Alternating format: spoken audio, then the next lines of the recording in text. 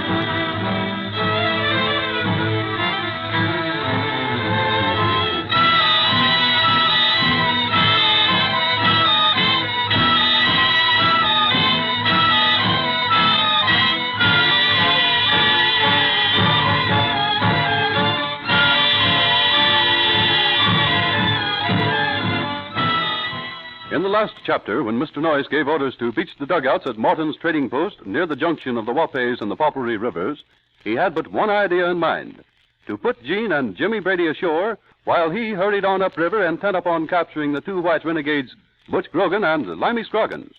But Jimmy and Gene just don't like to be left behind, so they made plans to follow Mr. Noyce in a canoe of their own.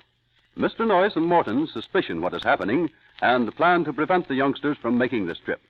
The plan is in the form of a joke, but Jimmy and Gene learn from their newfound friend Quito, the Indian boy, just what is what. And now it's their turn. The three of them intend to play a trick on the explorer.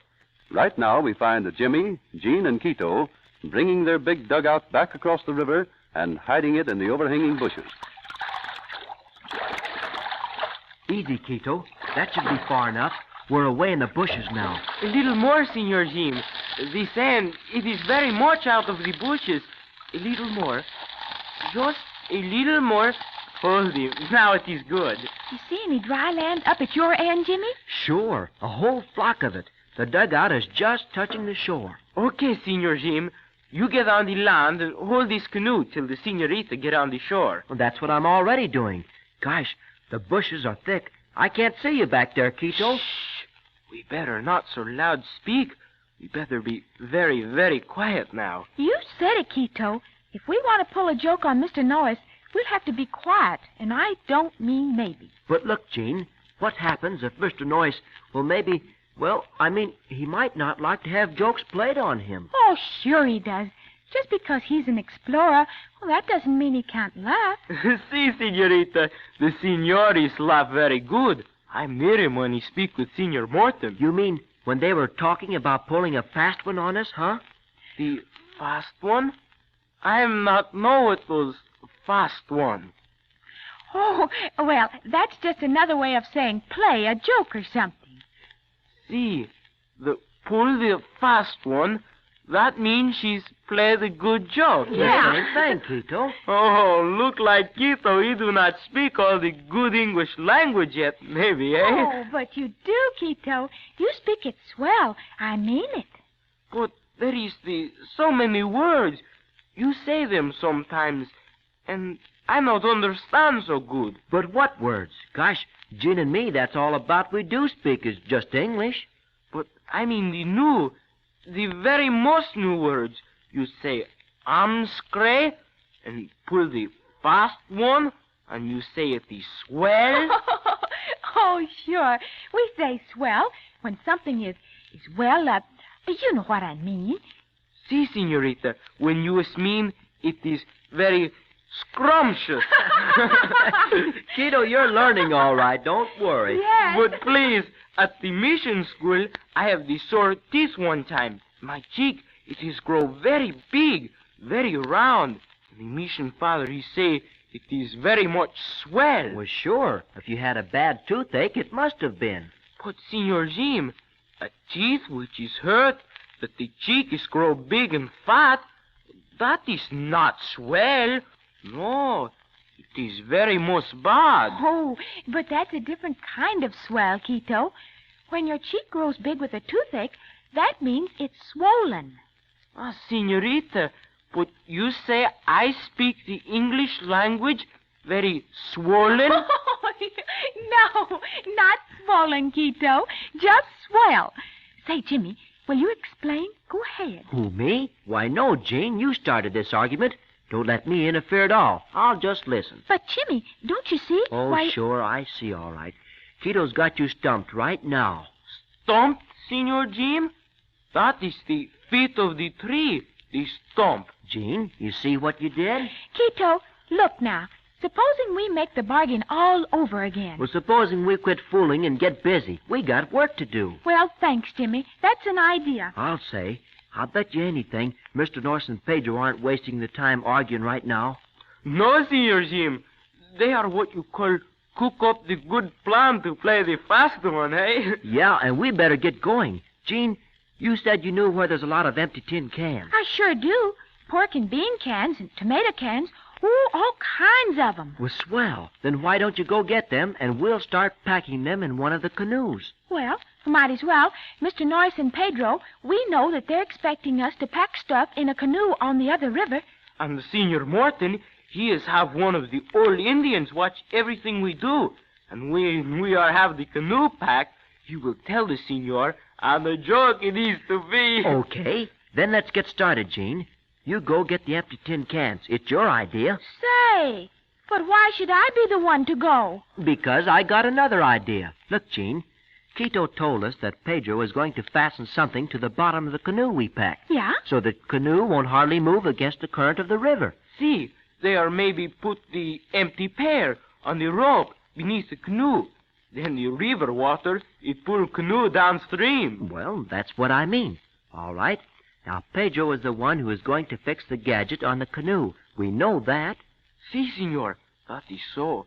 I heard much talk of that. All right. And why can't we pull a good gag on Pedro?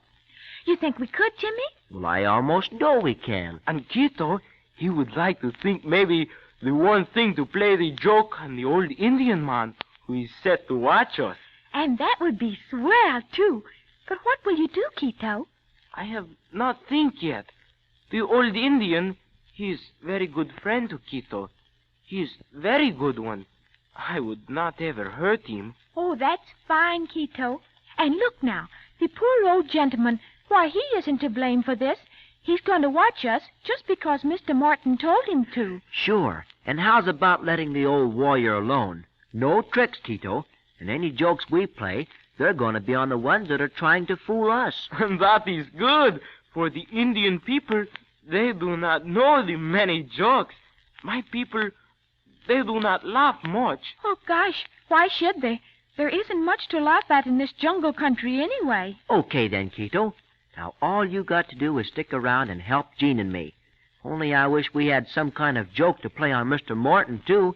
He's a swell fellow to know, Jeannie. But say, before we start playing jokes, what are the jokes to be? Gee whiz, I don't exactly know. But we can think of something, can't we? Sure, we can think. But when we do think, we got to think about something good, or else it won't work. What do you mean, good? I mean good and good. Look, Jimmy, maybe it won't be so easy to fool Mr. Norris and Pedro. But I don't mean Mr. Norris. Well, that is, I'd rather have some fun with Pedro. Okay. Then look, if it's Pedro who goes down to the canoe to fix the gadget on it, that's when we ought to go to work. Sure, but with what? Well, how's about fixing a rope or something down by the canoe so that he'll trip over it and fall in the water? Oh, that'll be lots of fun. Oh, but not for Senor Pedro. No, and anyway, you couldn't fool Pedro as easy as that. That person just never trips over anything. Well, Quito, you think of something. What, for instance, is it that is the scariest thing in the jungle here? Senorita, the creeping jaguar. Ooh. Yeah, but that's out. We just can't have a creeping jaguar creep up here when we want it to. Then, senor, The big anaconda. That is very bad one. Anaconda? Ooh, that's a big snake thing, isn't it? Si, senorita. And I know where there is one big one. You know where there's a big snake we could use? Who could use? Not me. Snakes are out.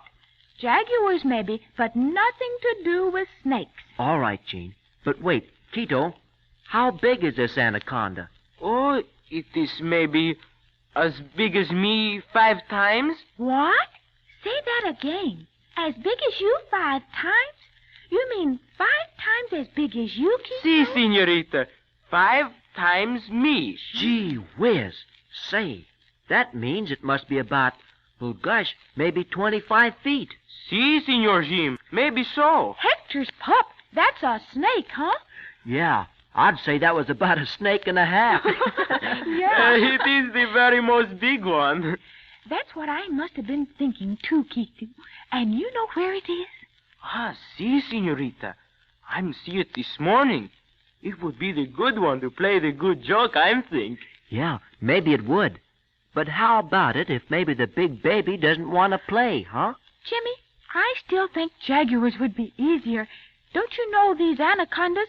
Why, they twist themselves around you and squeeze the dickens out of you. Yeah, Quito, come to think of it, you don't happen to have a smaller one handy.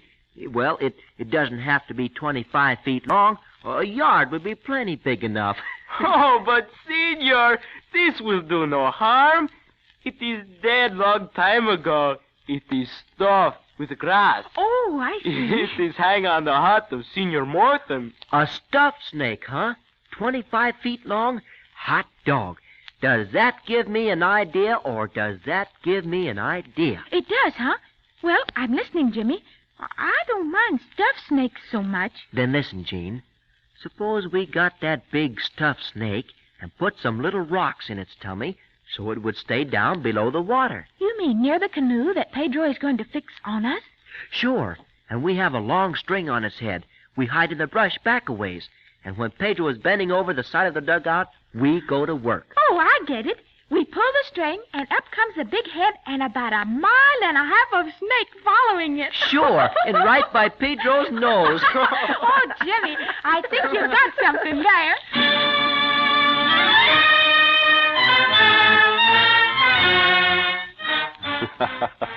Yes, looks like Jimmy really has got something there.